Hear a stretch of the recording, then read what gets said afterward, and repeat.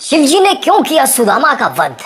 क्या आप जानते हैं श्री कृष्ण के बचपन के दोस्त सुदामा का एक ऐसा स्वरूप भी था जिसकी वजह से भोलेनाथ को इनका वध करना पड़ा था। इस पर विश्वास करना थोड़ा मुश्किल तो है, लेकिन अगर हम इतिहास के पन्ने पलटें तो यह सच सामने आता है। लेकिन सोचने वाली बात है, आखिर ऐसा उन्होंने क्यों किया? दरअसल स्वर्ग के गोलोक में सुदामा और विराजा दोनों ही रहा करते थे। वहीं सुदामा विराजा से प्रेम करता था, लेकिन विराजा कृष्ण से प्रेम करती थी। एक बार विराजा और कृष्ण एक दूसरे में लीन थे, तभी वहां राधा आ गई।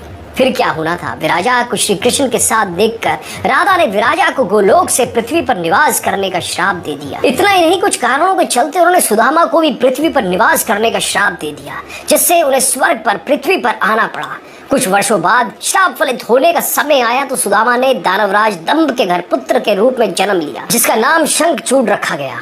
और विराजा धर्मध्वज के यहाँ तुलसी के रूप में हुआ। इसके बाद राक्षस राजदंभ का विवाह तुलसी से हो गया। शंखचूड़ माता तुलसी से विवाह के बाद उनके साथ अपनी राजधानी वापस लौट आए। बता दें, शंखचूड़ को ब्रह्मा जी से वरदान मिला था कि जब तक तुलसी तुम पर भरोसा करेगी तब तक तुम्हें कोई जीत नहीं पाएगा। इसके साथ ही उन्होंने शंखचूड़ को रक्षा के लिए एक सुरक्षा कवच भी दिया था। वहीं बीतते समय के साथ शंखचूड़ धीरे धीरे हर युद्ध जीतता जा रहा था, जिसके बाद वो तीनों लोकों का स्वामी बन गया। शंखचूड़ के क्रूर अत्याचार से परेशान देवताओं ने भगवान ब्रह्मा से इसका समाधान मांगा। तभी ब्रह्मा जी ने इस समस्या के समाधान पर भगवान विष्णु से सुझाव मांगा, लेकिन विष्णु जी ने देवताओं को शिव जी से सुझाव लेने को कहा। देवताओं की परेशानी को समझते हुए शिव जी शंखचूड़ से युद्ध करने के लिए अपने पुत्र कार्तिकेय जी और गणेश जी को इस युद्ध के लिए मैदान में उतारा। इसके बाद भद्रकाली ने भी अपनी विशाल सेना के साथ शंखचूड़ से युद्ध किया, लेकिन शंखचूड़ पर भगवान ब्रह्मा के वरदान के कारण वध कर पाना काफी मुश्किल हो गया था। और आखिरी में भगवान विष्णु युद्ध के दौरान शंखचूड़ के सामने प्रकट हुए और उनसे उनका कवच मांगा, जो उन्हें ब्रह्मा जी ने दिया था। शंखचूड़ ने तुरंत ही कवच भगवान विष्णु को दे दिया, जिसके बाद भगवान विष्णु उस कवच को पहनकर माँ तुलसी के सामने शंखचूड़ के अवतार में पहुंच गए। उनके रूप को देखकर माँ तुलसी ने उन्हें अपना पति मानकर उनका आदर सत्कार किया, और इसके कारण माँ तुलसी का पतिव्रता नष्ट हो गया। पत्नी तुलसी की पतिव्रता में शंखचूड़ की शक्ति बसी थी।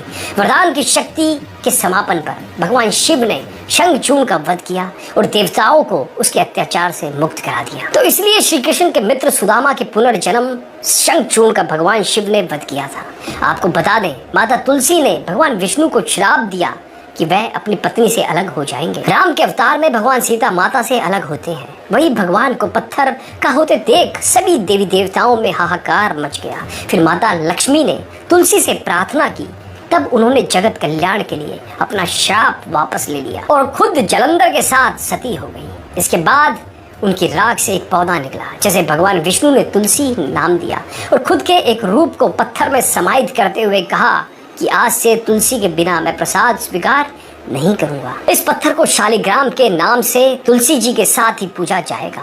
कार्तिक महीने में तुलसी जी का शालिग्राम के साथ विवाह भी किया जाता है। दोस्तों, यदि ये कहानी अच्छी लगी हो तो इसे औरों के साथ भी प्रेरित करके सनातन धर्म का ज़्यादा से ज़्यादा प्रचार जरूर करें। धन्यवाद।